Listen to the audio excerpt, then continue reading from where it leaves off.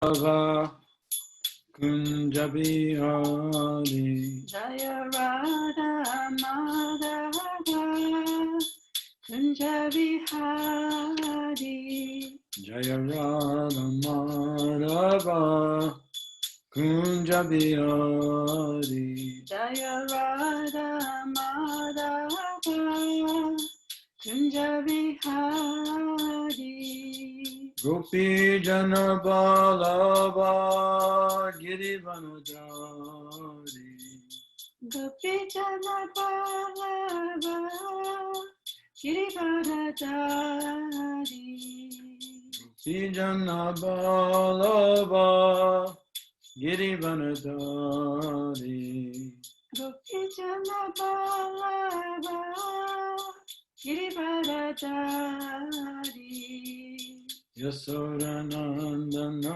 Braja Jana Rajana Yasodanandana Vraja Jana Ranjana Yasodanandana Braja Jana Rajana Yasodanandana Vraja Jana Ranjana Yamuna Tira Vanachari Yamuna Tira Vanachari Yamuna Tira Vanachari Yamuna Tira Vanachari Jaya Radha Madhava Kunjabihari Jaya Radha Madhava Kunjabihari Gopi Jana Balava Girivanajari Gopi Jana Balava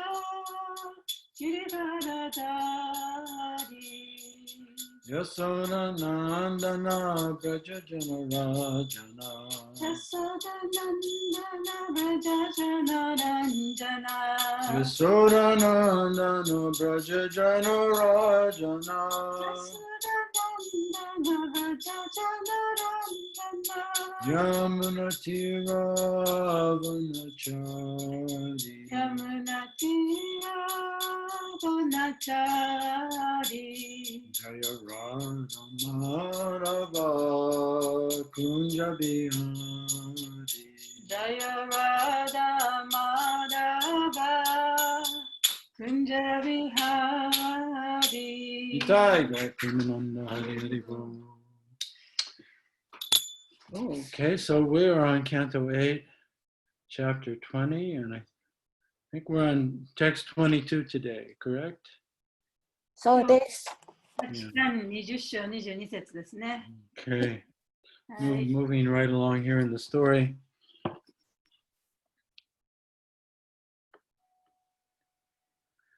Okay, Om Namo Bhagavate Vasudevaya. Om Namo Bhagavate Vasudevaya. Om Namo Bhagavate Vasudevaya. Om Namo Bhagavate Vasudevaya. Om Namo Bhagavate Vasudevaya. Keye Balistasya Mahavibhute.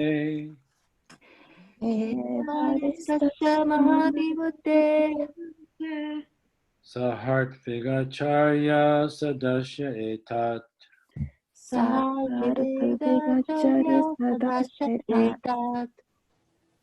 Tadarsha Vishvam Trigunam Gunamake. Tadarsha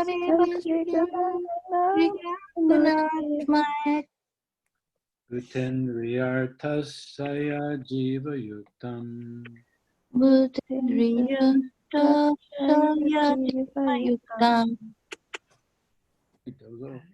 Kaye Bhavitasya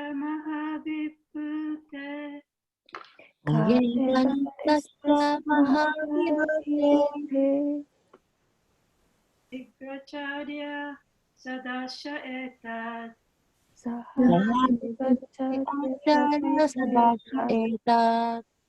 Tadarsha Vishvam Trigunam Gunatmake ダダシャビマシ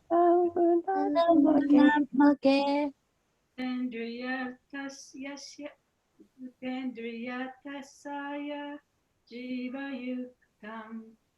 ウテンドリヤタシャヤジバユクタンカエバスタタシャマハビブテカエバリスタシャマハビブテサハティビアチャリアサダシャエタサハタビガチャリアサダシャエタダダシャビスパントリグナングナマケダダルシャビスバントリグナムグナトマケブテンドリアタシャヤジバユクタンブテンドリアタシャヤジバユクタンカエブトカエバリスタシャマハビブテサハルトヴィカチャリアサダシャエタサハルトヴィアチャリアサダシャエタダダルシャビシパントリグナングナトマケダダルシャビシパントリグナングナマケブテンドリヤルタシャヤジバユクタンブテンドリヤルタシャヤジバユクタン There's one more, I think, someone else who wants to chant. もう一人どうぞ。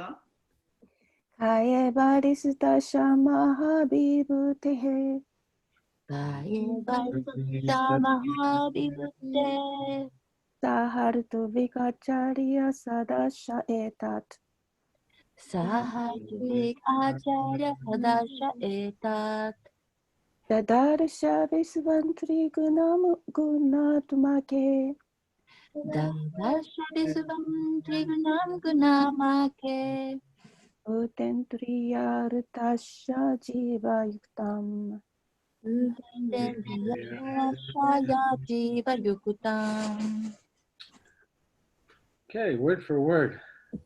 You're all such good chanters.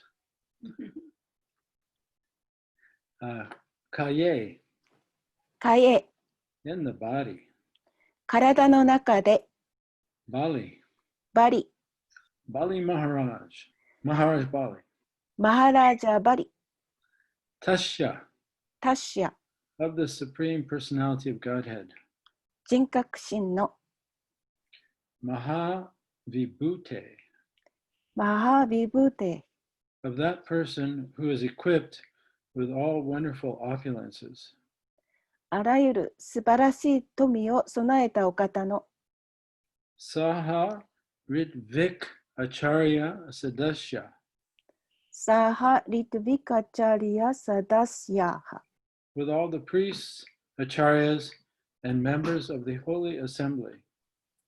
すべての僧侶、アーチャリア、聖なる集会の参加者たちで Etat, 得た this, この the Darsha, ダルシャ、 saw, 見た Vishvan, ヴィシュヴァン、 the whole universe, 宇宙全体、 Trigunam, トリグナム、 made of the three modes of material nature.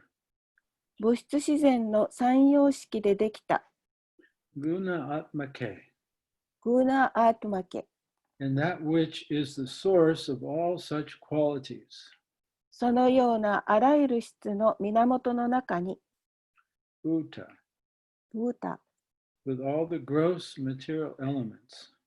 あらゆる粗雑な物質要素で Indriya, インドリア、 with the senses. 感覚で Arta, アルタ、 with the sense objects.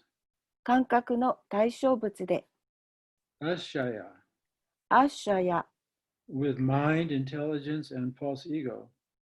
心、知性、偽の自我で Jiva Yuktam, ジーバ・ユクタン、 with all the living entities. あらゆる生命体で Translation and purport by His Divine Grace, A.C. Bhaktivedanta Swami Srila Prabhupada. Bali Maharaj, along with all the priests, acharyas, and members of the assembly, observed the Supreme Personality of Godhead's universal body, which was full of six opulences. That body contained everything within the universe, including all the gross material elements, the senses, and the sense objects, the mind, intelligence, and false ego, the various kinds of living entities, and the actions and reactions of the three modes of material nature. AC バクティベダンタスリラ・プラブパーダによる翻訳です。僧侶、アーチャリア、集まったすべてのものが、6つの富に満ちた思考人格心の宇宙体を見た。その体には、あらゆる素やの物質要素、感覚器官、感覚の対象物、心、知性、偽の自我、さまざまな種類の生命体、物質自然の三様式の行動と反動を含む宇宙中の万物が含まれていた。はい。Report. In the Bhagavad Gita, the Supreme Personality of Godhead says, Aham sarvasya prabhavo mata sarvam pavartate. This is Bhagavad Gita 10:8. Krishna is the origin of everything. 解説です。バガバットギータ 10-8 の中で思考人格心がおっしゃっています。アハムサルバシャプラバーボマッタハサルバンプラバルタテ。クリシナは万物の起源である。はい。Vasudeva Saramiti, Bhagavad Gita 7:19, Krishna is everything. バースデーバーハサルバメティバガバットギータ 7-19 クリシナはすべてである。はい。Machstani sarvabhutani nachaham te shravashtita. Everything rests in the body of the Lord, yet the Lord is not everywhere. マツサタニサルバブータニナチャーハムテシュブアバスティッタハ。すべては主の体の中で休むが、主はそれらの中にいない。Okay, so that's from chapter 9, verse 4 and 5. これは第9章の、4節5節ですね。So we'll look at that after we read the purport. で解説の後にそこのところを読んでみましょう。Mayavadi philosophers think that since the Supreme Personality of Godhead, the absolute truth, has become everything, he has no separate existence. マヤバーディ哲学者は絶対真理である思考人格心はすべてになったのだから別の存在ではないと考え、彼らの哲学はアドバイタバーダと呼ばれます。Their philosophy is called, you read that. Their philosophy is called Advaitavada. Yeah. Advaita means oneness. アドワイタっていうのは一体という意味ですね。Or it actually means only one. でただ一つのという意味でもあります。And Vada means a teaching or a philosophy. バーダっていうのはその哲学とか教えとかという意味ですね。Actually, however, their philosophy is not correct. しかし実は彼らの哲学は正しくありません。Here, Bali Maharaj was the seer of the personality of Godhead's universal body, and that body was that which was seen. バリマハラージャは思考人格心の宇宙体を見たものであり、その体は見られたものです。Thus, there is Advaita Vada. There are always two entities, the seer and the seen. このようにアドバイタバーダ、すなわち見るものと見られるものという2つの実体が常に存在します。The seer is a part of the whole, but he is not equal to the whole.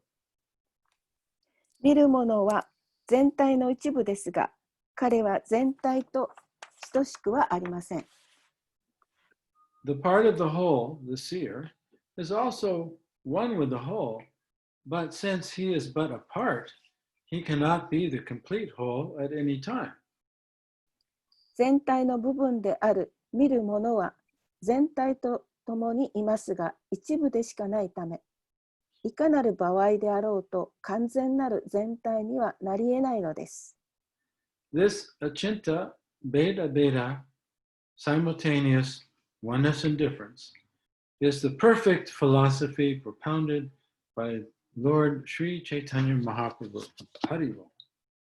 このアチンティア・ベーダ・ベーダ、すなわち一つでありながら個別の存在であるは、シュリー・チャイタニア・マハープラブによって定義された完璧な哲学です。End of the purport. パポート終わります。Om Aganatamivandasya Gananjana Salakaya Chaksarum Militam Yena Tasmat Shri Gurave Namaha Namaham Vishnu Padaya Krishna Prastaya Bhutale Srimakte Bhakti Vedanta Swami Namane Namaste Saraswati Deve Gauravani Pacharane Nirvishesha Sunyavadi Pastatya Deshatarane Jai Shri Krishna Chaitanya Prabhu Nityananda Shri Advaita Gadadhar Shivasani Gaur Bhaktivinoda Hare Krishna Krishna Krishna Hare Hare Hare Rama Hare Hare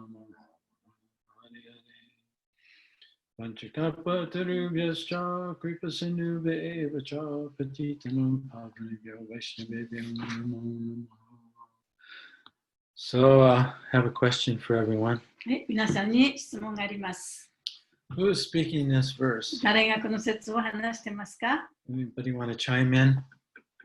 誰か言ってください。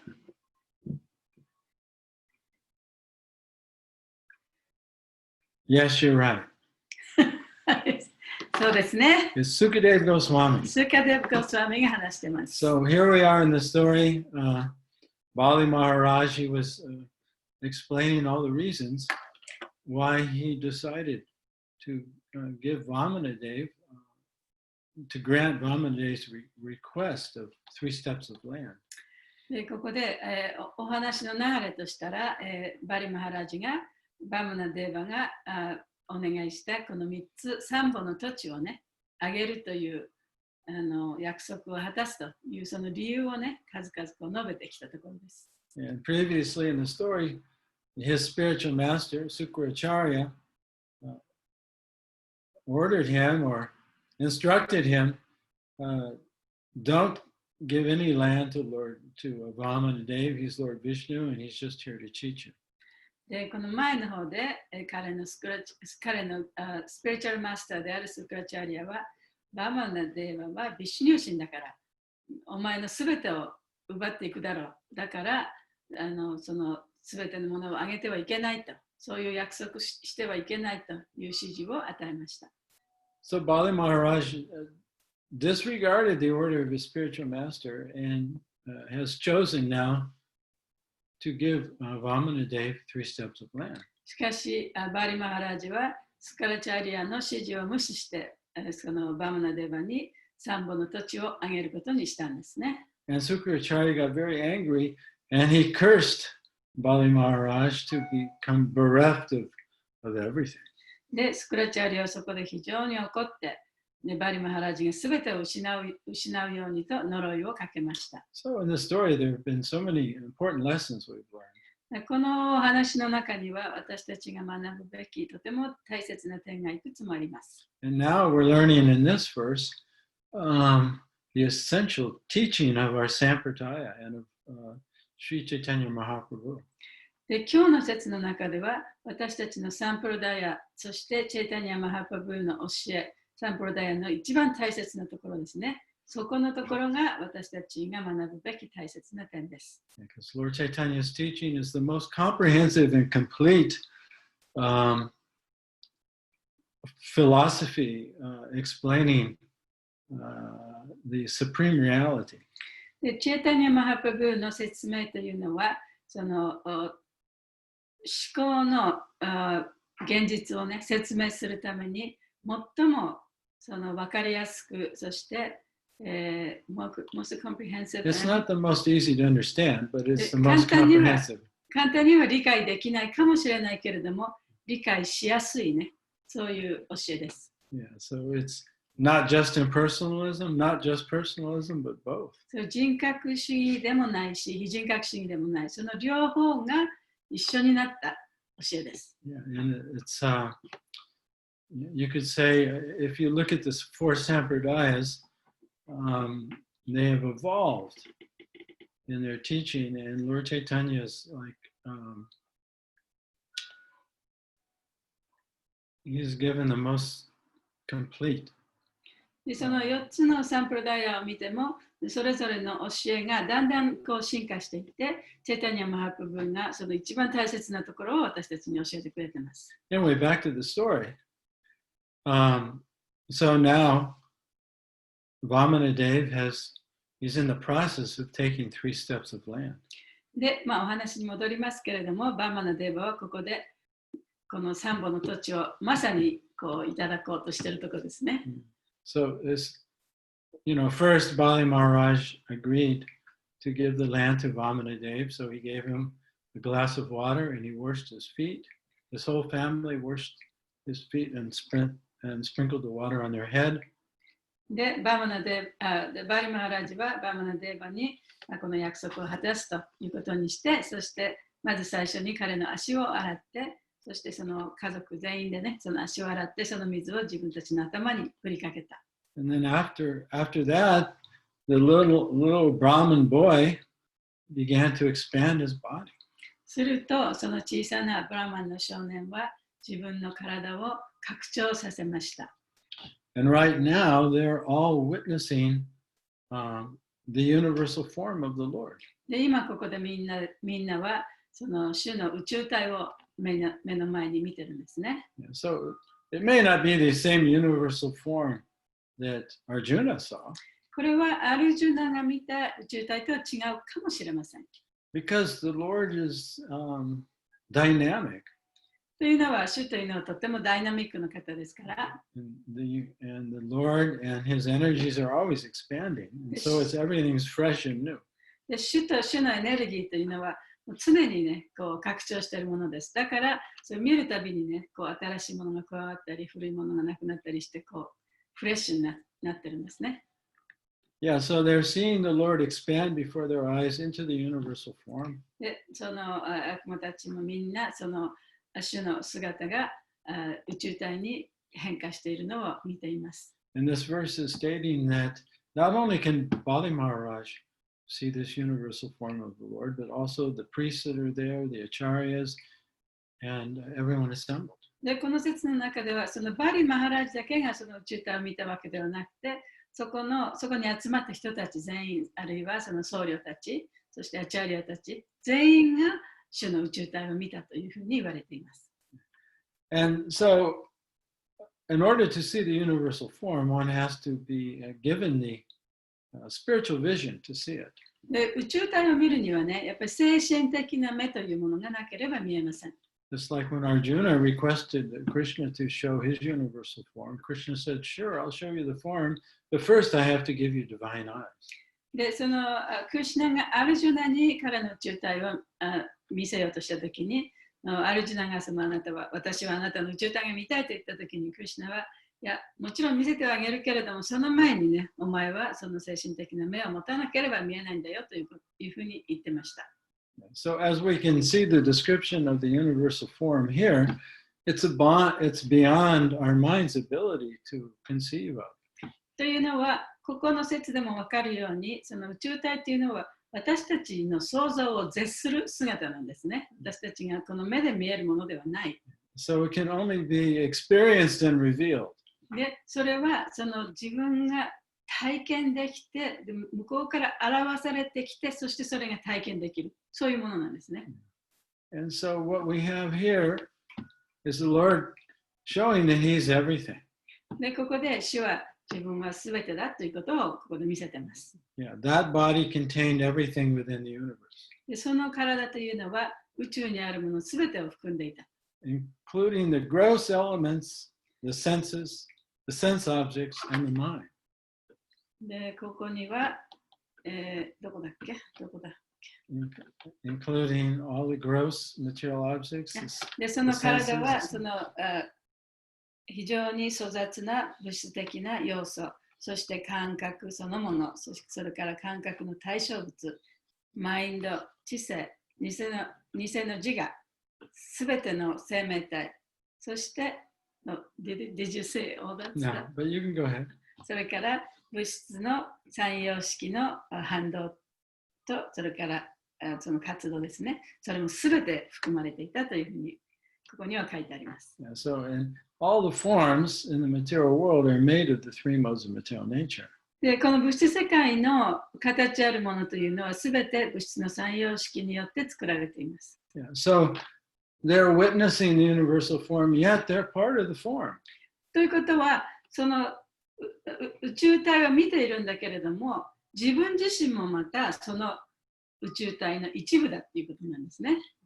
And this is actually a demonstration of this teaching of Achinta Abheda Veda Tattva. で、このことは、このアチンタ・アベダ・ベダ・タトゥバという哲学をこう表現していることなんですね。Yeah, the seer and the seen are one, yet the seer and the seen remain separate or two.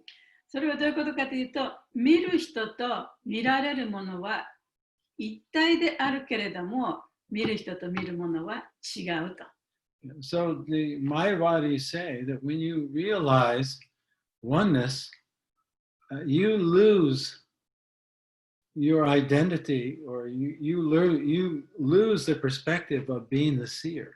で、マヤバディの哲学の中では、この一体化したっていう状態になると、その見ている人が見ているというその個人のな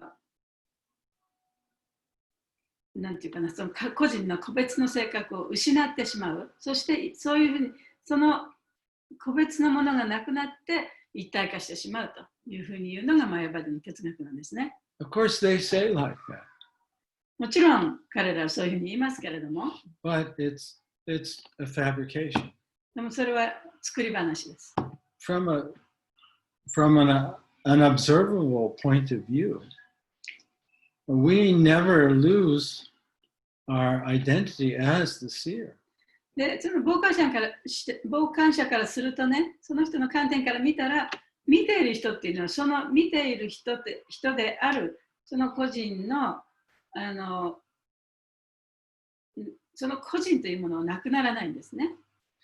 We always have the experience of I am seeing, observing 自分 something. は何かを見てると。ね、それから自分がこれを見てるという、そういう感情、あるいはそういう感覚、それはなくならない。絶対になくならない。Even in the highest realization where you realize, I'm not this mind, I'm not this body, but I am, I exist.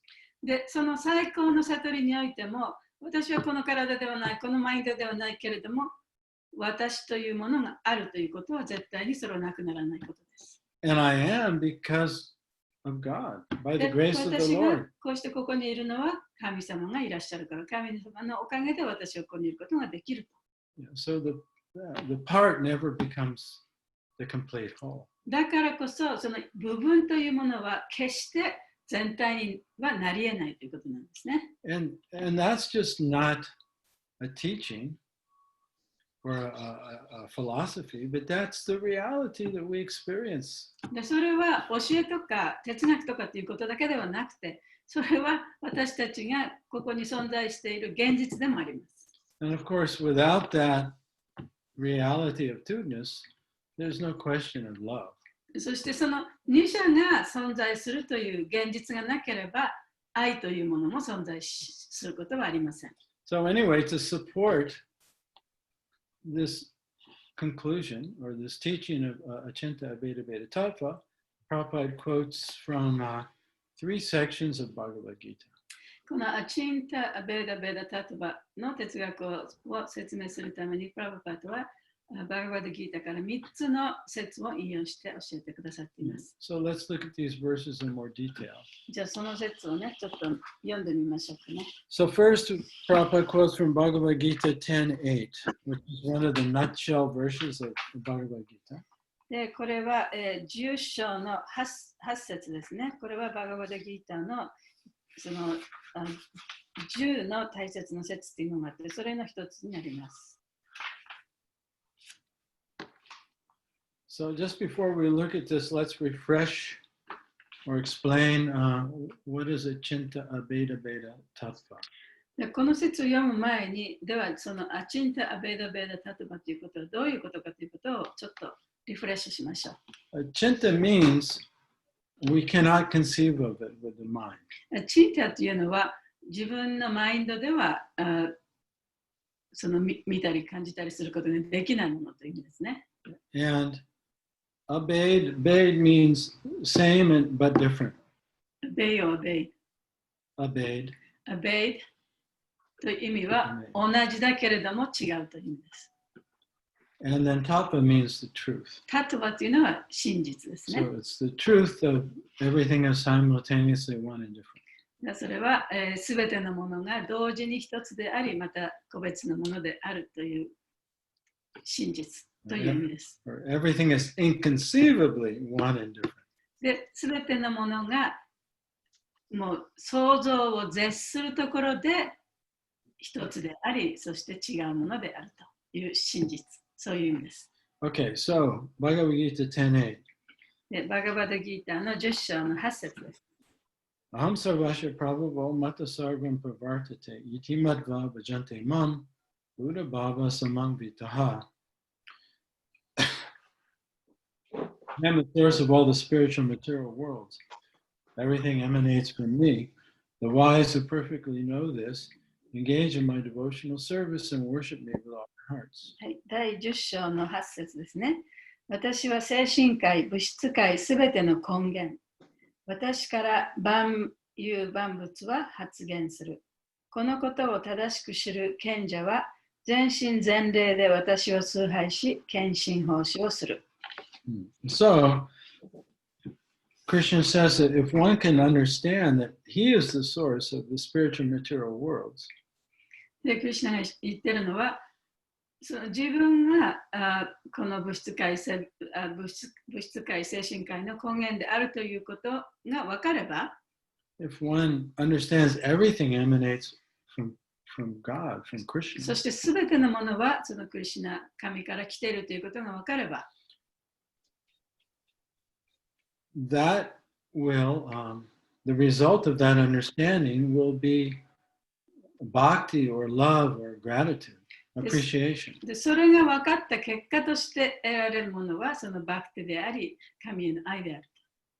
So we understand, I'm not the whole, but I'm the part, and I am because God is. で、私自分はね、その全体ではない。しかし私は全体の一部である。そして私は神の一部であると。God, Krishna is the source of my life. That awakens our love, our bhakti. で、私はそのクリシュナの一部であって、そのクリシュナがいるから私がいる。神がいるから私がいる。そのことでもって神に対するその愛があり、そして感謝の気持ちが出てくるんだ。Yeah, if you're thinking that I am the whole, then there's no bhakti. で、自分こそがね、その全体でその全てだと思っている人は、そこにはバクティということは考えられませんよね。Of course, this is artificial. それはとてもその上辺だけのことです。Because we never lose our perspective as a seer. というのは、その自分は見ている人だというね、その感覚は決して失うことはないから。Of course, as we learned previously in other verses, without being inspired by the Lord, one cannot actually understand this teaching. で、前の方でも言われていますけれども、主によってやっぱりそういうインスピレーションをもらわなければね、この主の教えというのはわからない。To actually understand I'm the part and the Lord is the whole is a perfect understanding, but it's actually a gift. で、神が全体であり、私はその一部なんだという、その理解ですね。それを理解するということは、神からの贈り物なんですね。And Bali Maharaj, he received this gift because he's the grandson of Prahlad Maharaj. でバリマハラージというのは、その贈り物をその自分の祖父であるプラダマハラージから受け取りました。So he understood, well, Lord Vishnu already owns everything. I'm actually not giving him anything. It already belongs to him. だから彼はね、私はその全てのものはそのビシュニュシに属しているものだから、私が彼に何かをあげてるんではないということがちゃんと分かってたんですね。Now, Sukracharya, he didn't have this gift. しかし、スクラチャリアにはその贈り物がなかった。Yeah, so he was just selfishly selfish, materialistic person. 彼はその自分のことだけを考えている物質的な人間だったんですね。So when we understand I'm the part and God's the whole, then we naturally fall in love with the Lord. で、自分が部分であり神が全体だというその立場を理解することによって、もうおのずからね、その神に対する愛というものが出てくるはずです。Okay, so the next verse Prabhupada quotes is 719. He quotes the last line, Vasudeva Sarvamiti Samahatma Sadurlabha. で、次にプラバパーダが、引用している説が7章の19節です。719? Yes. Mahanam Jamanamante, Gyanavam Prapajante, Vasudeva Sarvamiti Samahatma Sadurlabha.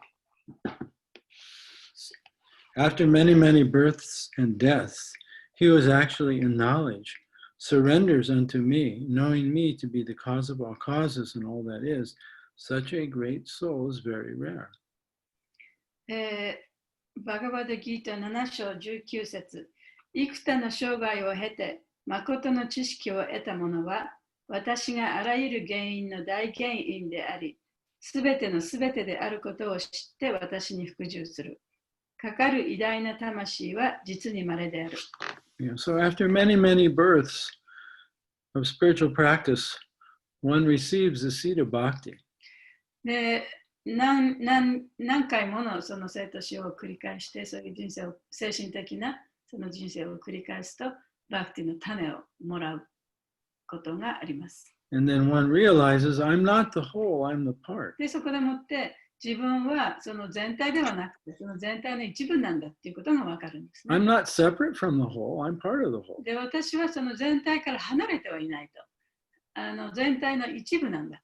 That recognition awakens appreciation for the source of the whole, the cause of all causes, Vasudeva. で、その認識がその原因の大原因であるバスデーバに対する感謝の気持ちというものになります。Then one surrenders.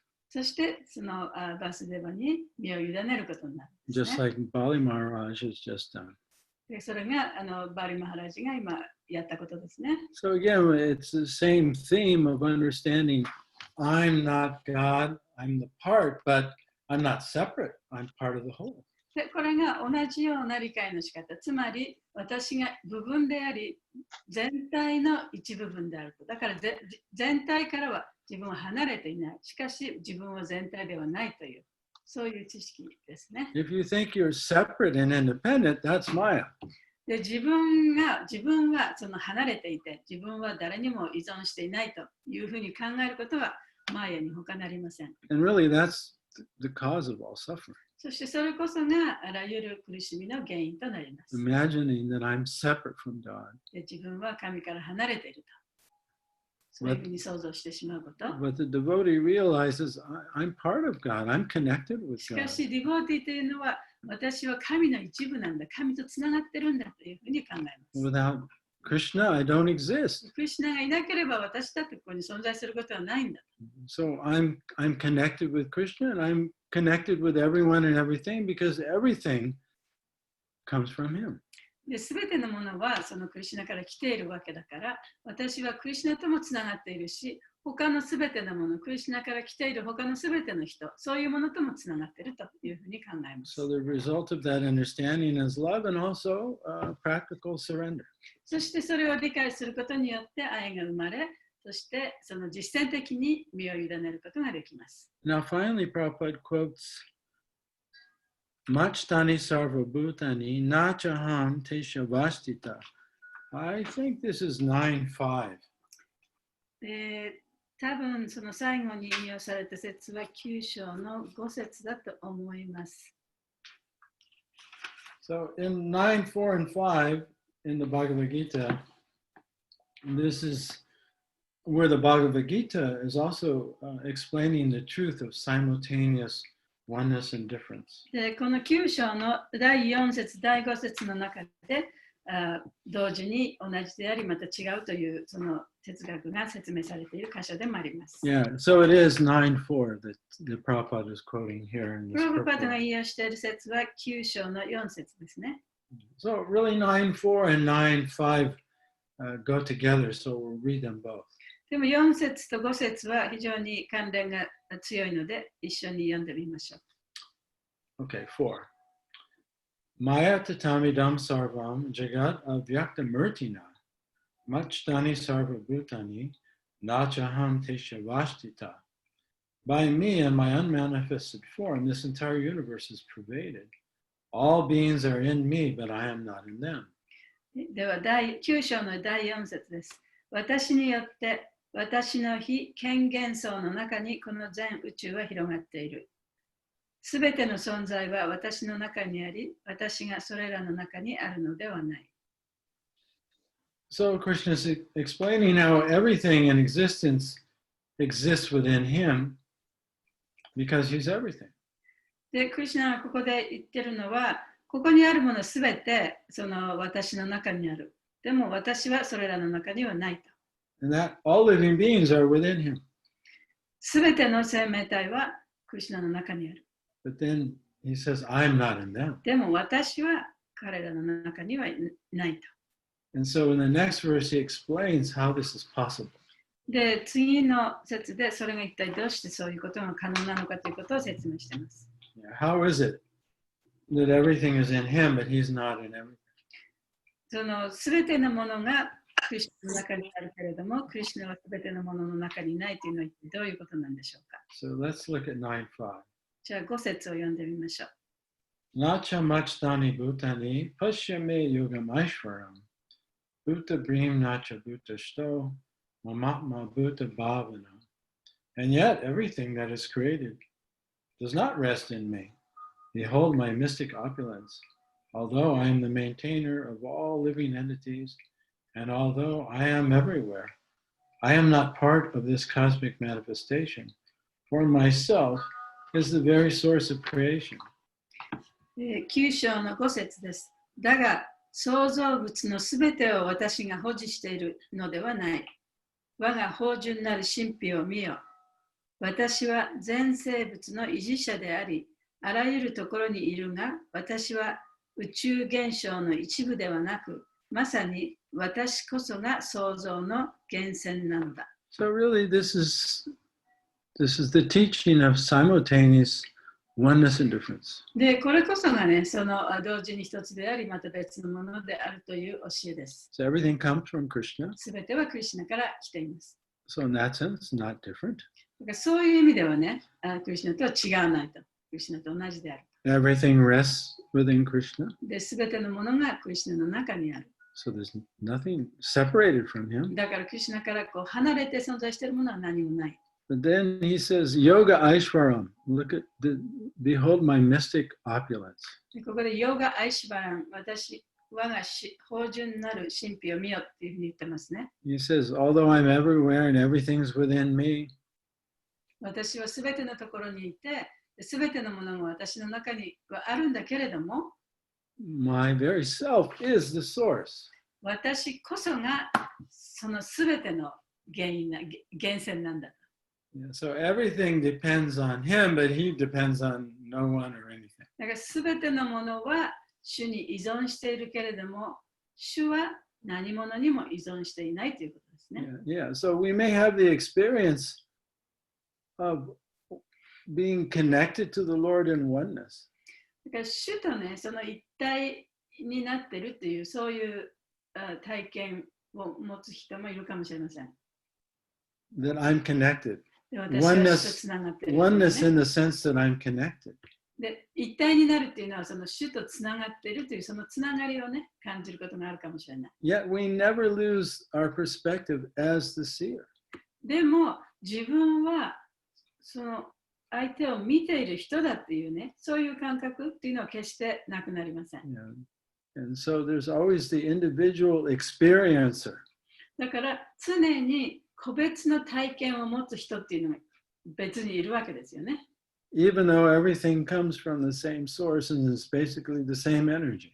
で、全てのものは同じ源から発祥していて、そして同じエネルギーを持ってはいるんだけれども。Yeah. So for the devotees, there's always the recognition of connection with the Lord and connection with everything related to the Lord. だからディボーティはその自分はいつもそのクリシュナとつながっている。そしてすべて自分の周りにあるものある人、すべてはクリシュナとつながっているという、そういう見方をすることができます。But the experiencer is never extinguished like the Mayavadis. でも同時にそのマヤバディのようにそれを体験している人がね、その人の現実がなくなることはない。Yeah, so we never lose our individuality. そういう自分のその個人性、個性っていうものがなくなることは絶対にないです。And we never make the mistake, or the devotee never makes the mistake of thinking he's the source of everything. ディボーティは決してね、自分こそが全ての源であるなんていう過ちを決して起こしません。And so, and this understanding awakens appreciation for God, Krishna, the source of everything. そしてこれを理解することによってね、そのクリシュナ神というものの素晴らしさをちゃんと体験でき、それに感謝することができる。Yeah, so it's this understanding and this experience that's the foundation for the exchanges of love between the devotee and the Lord and between the Lord's partner. で、この体験をすることによって、この理解をすることによって、主と敬愛者、そしてまたその主の他の部分体との間のね、その愛の交換というのが成り立つわけですね。So, we have, Mayavadi philosophers that trace their lineage back to Shankaracharya. で、マヤバディの哲学というのは、その伝統がシャンカラシャリアにから来るものです。And they say that the material creation is illusory and doesn't exist. で、彼らが言うのは、その物質界のそのいろんなものっていうのは幻想的なものであって、本当は実際には存在していないというふうに言います。That's why it's called Mayavad. だから、マヤバードというふうに言われるんですね。Everything is illusion. すべてが幻想という。This material world doesn't exist. で、この物質界はその存在しない。So right there, that's not very practical. で、そのことだけを聞いてもね、あまり実践的ではないということができます。It's not observable. そんなふうには見えないですよね。That's not within our experience. で、私たちはそんなことを体験もできない。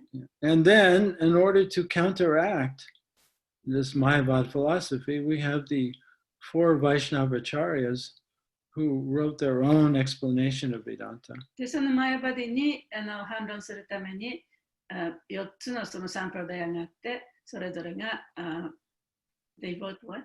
They wrote their own explanation based on Vedanta with the intention of defeating Shankaracharya's Mayavad. シャンカラチャリアのマヤバディを打ち負かすために、ベダンタに基づいたその哲学をね、その4つのサンプルダヤが打ち出したんですね。Yeah, so they all have slightly different versions of explaining simultaneous oneness and difference. で、その4つのサンプルダヤにはそれぞれ少し異なったその説明の仕方があります。その同時に一つであり違うということを説明するためにね。And then Lord Chaitanya appeared and really gave the perfect synopsis of these four Vaishnava teachings. そしてそこでチェイタニャ・マハプラブーが出てきたときに、その4つのサンプラダヤが言わんとしていることをこうまとめてうまくこう提言したんですね。So just personally, it's this teaching that really motivated me to become a devotee and keeps me a devotee. で個人的にはね、やっぱりこの哲学が私をディボーティーとしてこういらさせてくれる哲学だと思います。そしてこの哲学によって私はディボーティーになることもできました。Yeah, so it's not one way or the other, it's both. The truth is not just oneness, it's not just difference, it's both. だからそれは片方だけの考え方じゃない。真実というのはその一体ということだけで同じだということだけではなくて、同じであり違うというね、その二者があって初めてそれが真実になることなんですね。So within the absolute truth, there's no limitation. そういう意味では絶対真理の中にはその制限というものはありません。Especially, our minds are very limited. 私たちのマインドというのは非常に制限されたものです。But the absolute truth is unlimited. でも絶対真理は無限です。All possibilities present. そのさまざまなもう本当に可能性があるわけですね。So here in this verse, everyone who's watching, Bali Maharaj, the priests, they're all watching and experiencing simultaneous oneness and difference. で、ここにいる人たちはみんなこのお話の中ですね、ここにいる人たちはバリマハラジも含めてこの宇宙体を見て、そして同時に同じであり違うという体験をしているわけです。Yeah, so we're sitting here talking about it, trying to understand it, and we really can't. で、私たちがこの説を読んでね、これを自分のマインドでもって考えて理解しようとしてもそれはできません。But here it's being described how they're experiencing the universal form and their own, how they're simultaneously one and different with it. で、しかしこの中ではね、このみんながその宇宙体を見て、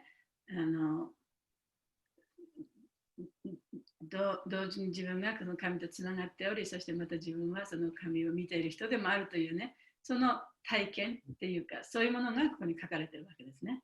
And they're also experiencing how Vamanadev is Lord Vishnu, and he's the source of the universe and everything within it. そしてバーマナデーブこそがビシュニュー神であり、彼こそがその最高人格主神であると、そしてすべてのものが彼の中にあるということも見ています。So anyway, this is the essential teaching of Chaitanya Mahaprabhu and our Sampradaya.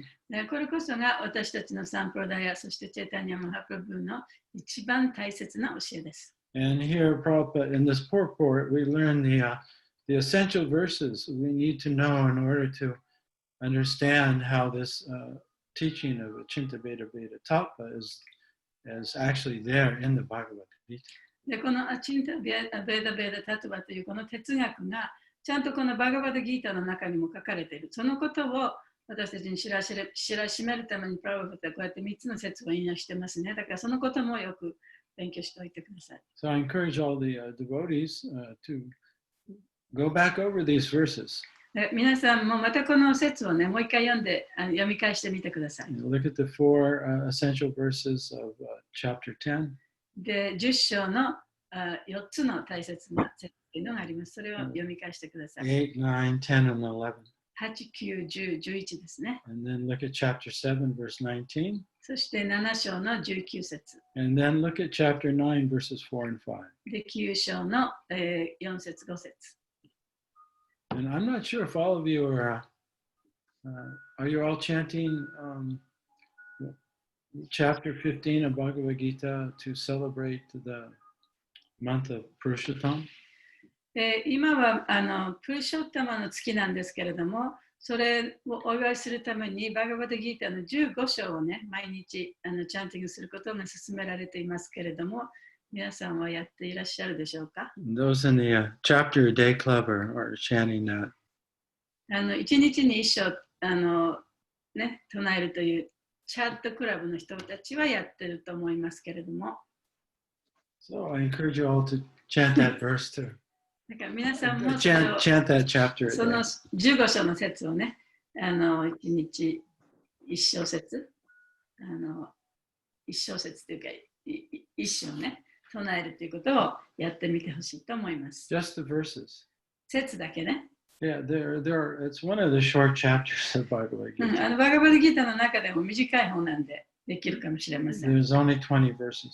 で、20節しかないですからね。So it doesn't take very long, but it's very inspiring. あまり時間かかりませんけれども、とてもためになる説だと思います。Yeah, there's only 2 chapters in Bhagavad Gita with 20 verses, chapter 12 and chapter 15. で、バガバドギータの中で20節しかないのは12章と15章しかないんですね。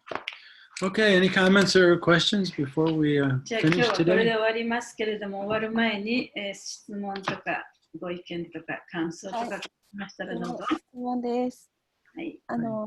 なんか、クリシュナ神はすべての中にいないっていうのが、すべては主の体の中で休むが、主はそれらの中にいないと、ありますよね。その説明だと、何こかな。Everything rests in the body of the Lord, yet the Lord is not everywhere. この everywhere とここに使ってあるけれども、スーパーソウルとして生命体の中にいるっていうのはどういうふうに理解したらいいですか？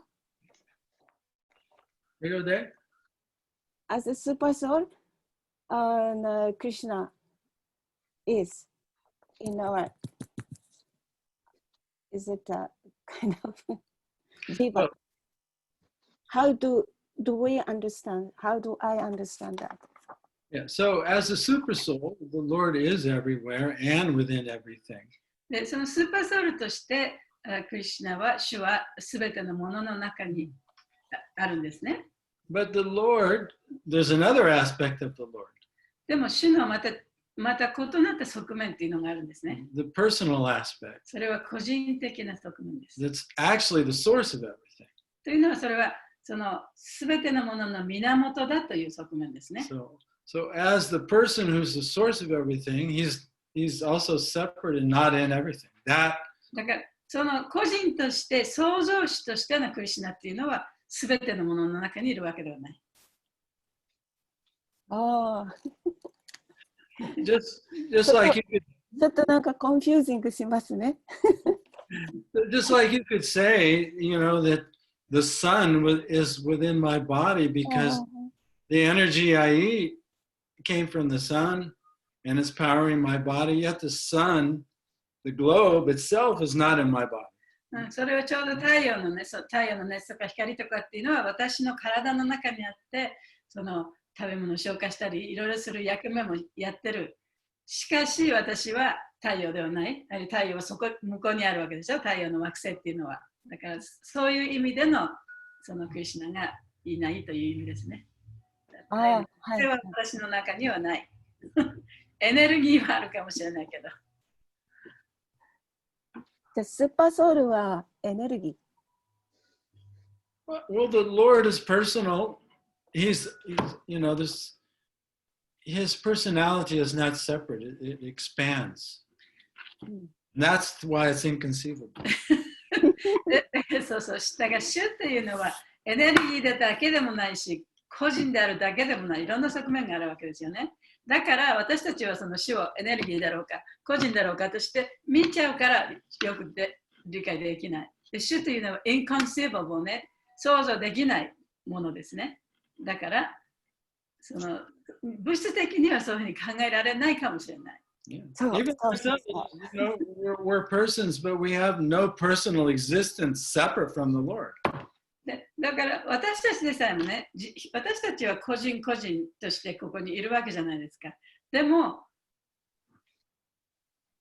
What was We it? have no personal existence that's separate from the Lord. でも、主と離れたね、その自分の存在っていうのはないわけでしょ。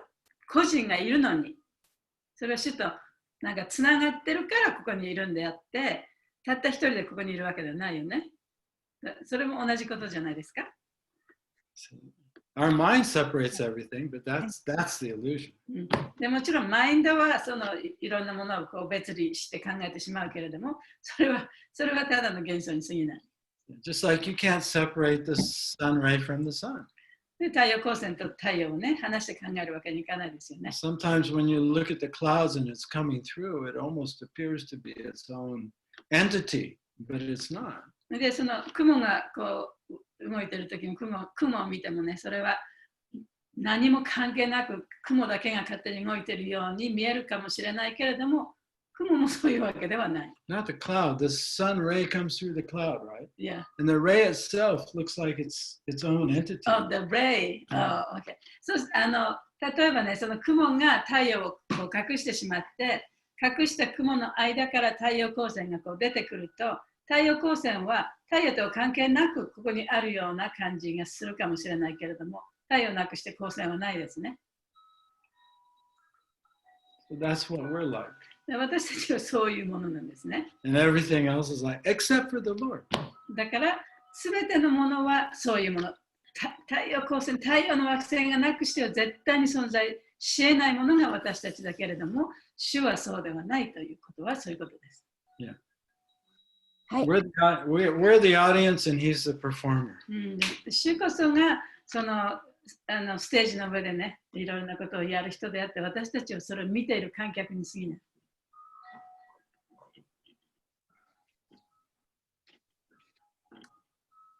いろいろな側面からもう一回考えてみます。言葉ではわかるんですけどね。でもなんか具体的に考えちゃうと難しいかなって。でも言葉ではわかりました。はい。ありがとうございます。考えるともっとわかんなくなるかもね。フィーリングかもしれない。質問いいですか？はい。今プルショットのマウスでグループを作ってみんなで一節ずつ唱えてるんですけど、その最後の残りの10日はどこを読んだらいいですか？最後の残りの10日1ヶ月だから30日ぐらいありますよね、プルショットのマウスって。だけど、節が20しかないから、その残った。I see. The Purushottam month is only for 1 month, right? That's 30 days. But the verse is only 20. So if you... No, I see. I think they're making a mistake. They're just using one. 毎日20節読むのかと思ってた。毎日20節読むんですよ。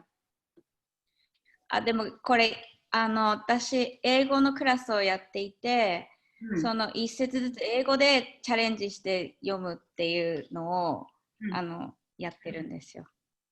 全部じゃない。ね、I guess you should. 普通そのチャートクラブでやるのは、解説の方は読まないんですよ。翻訳だけ。解説も読んでなくて、みんなが英語に触れるように、一節ずつみんなに英語のバースを言ってもらうっていう、すごいそれショートバージョンになっちゃうのは分かってるんですけど、全部を英語でやっていくのちょっと大変なので、そのショートバージョンやってて。So they're trying to be different. Well, I'm sure there are different groups doing different things, you know. So they have 20 verses, you know, they read it in English, and they just kind of study English as well. So it takes time. They can't just do the whole. Yeah, well, that's fine with their group. We're in By HG Prabhu's group, right. So that's what By HG Prabhu's group is doing. And then anyway, what she's saying is, so there's 10 days left because there's 20 verses. So what should she read in the remaining of 10 days?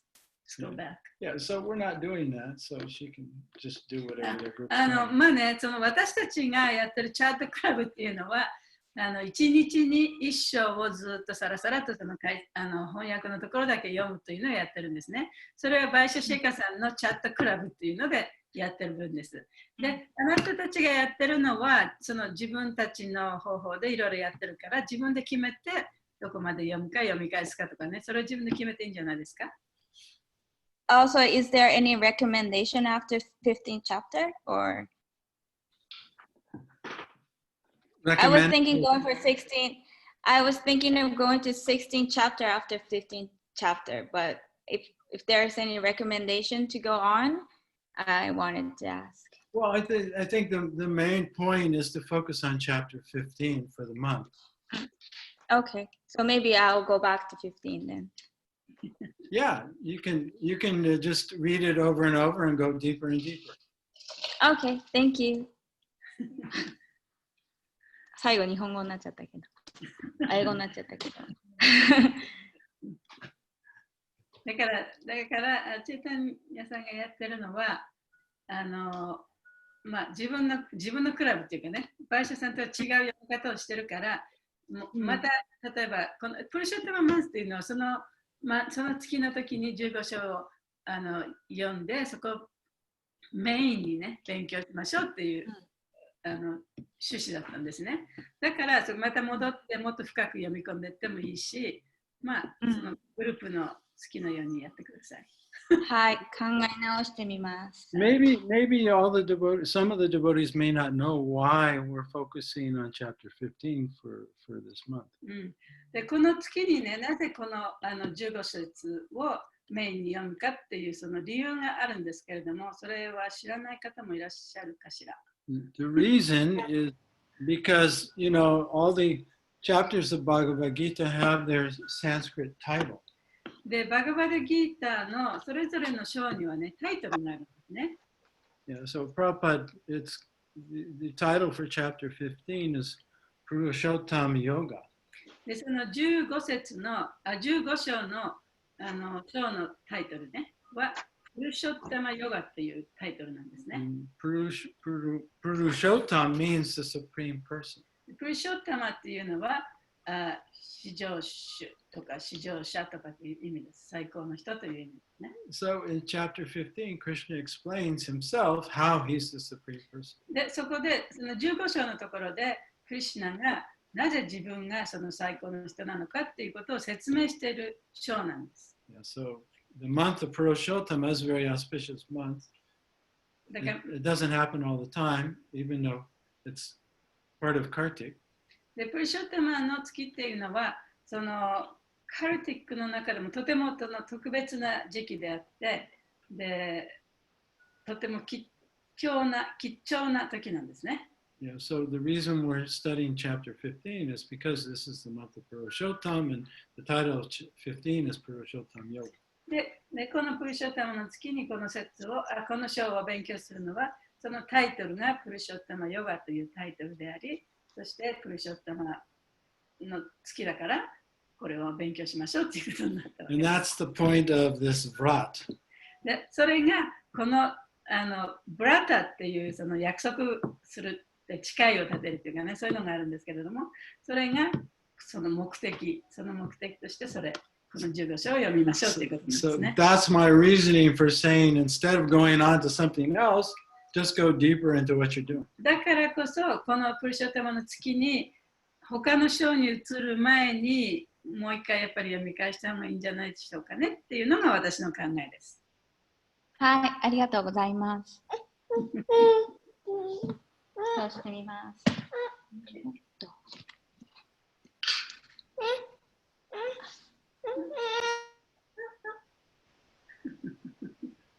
All right. はい。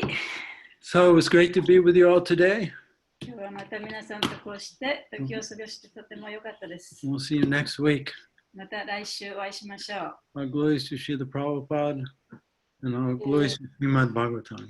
ありがとうございます。ありがとうございます。ありがとうございます。来週もよろしくお願いします。はい、よろしくお願いします。ハレクリシナ。ありがとうございました。ありがとうございました。ハレクリシナ。ハレクリシナ。Hare Krishna. Oh. ありがとうございました。ありがとうございました。ありがとうございました。ハレクリシナ。ハレクリシナ。あ